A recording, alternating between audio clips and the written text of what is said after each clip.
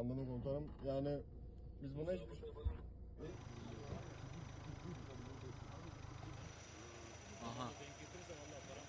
Herkes 112 arıyoruz. Something touched the tip of my foot, the tip of my sock. At first, I thought it was a rat, but suddenly it jumped on top of Suleiman. We were there together.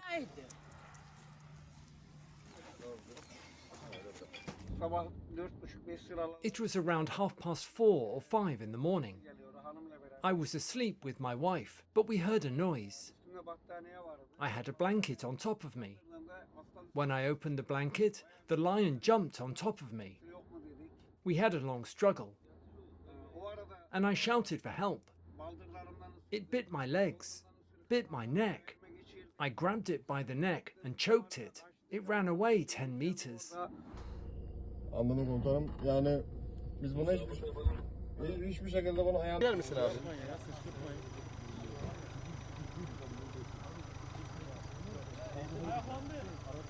Vallahi gidecek. Var ya. Aha.